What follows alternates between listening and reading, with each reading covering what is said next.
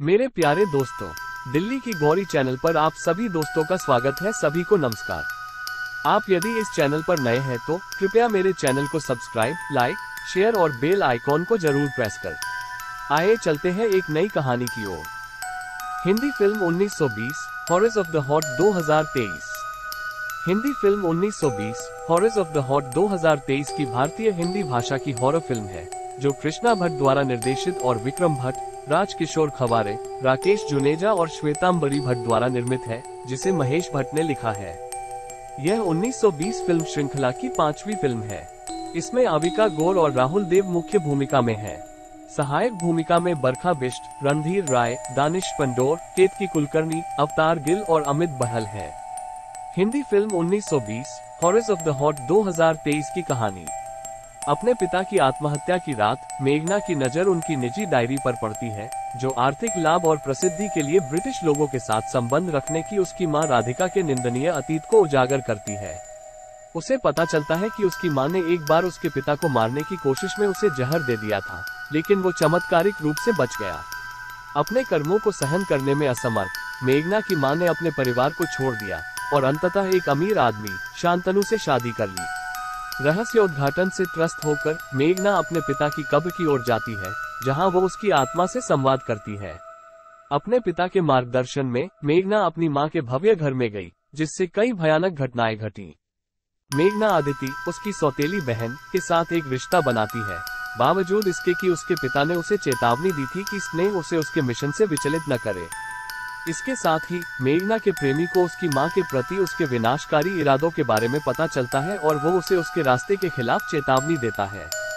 उसकी अवज्ञा के परिणामस्वरूप मेघना के पिता की आत्मा के हाथों उसकी मृत्यु हो गई। घटनाओं के एक अप्रत्याशित मोड़ में मेघना का प्रेमी अर्जुन, जो वास्तव में मरा नहीं था लेकिन काले जादू के माध्यम से मेघना के पिता की मदद करने वाला एक ओझा था, उसे राख से भरा एक मिट्टी का बर्तन, हिंदी में कलश, उपहार में देता है।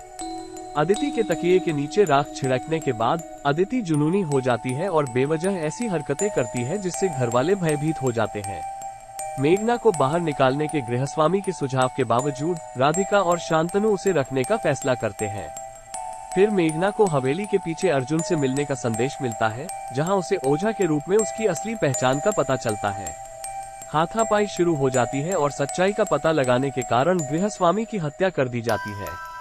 ओझा से भागकर मेघना की यात्रा उसे वापस उसकी मां की हवेली में ले आती है, जहां एक माली उसे उसकी मां की डायरी सौंपता है। डायरी पढ़ने पर मेघना को एक विनाशकारी सच्चाई का सामना करना पड़ता है। उसके पिता एक दुष्ट व्यक्ति थे जो पैसे और शक्ति के लिए अपनी पत्नी का सौदा करते थे। जब राधिका ने इसका विरोध किया तो उसने उसमें डर पैदा करने के लिए जहर खा लिया, लेकिन वो बच गया। शांतनु ने राधिका को आत्महत्या से बचाया था और मेघना के पिता के अपहरण के बाद उन्होंने वर्षों तक उसे खोजने की कोशिश की थी।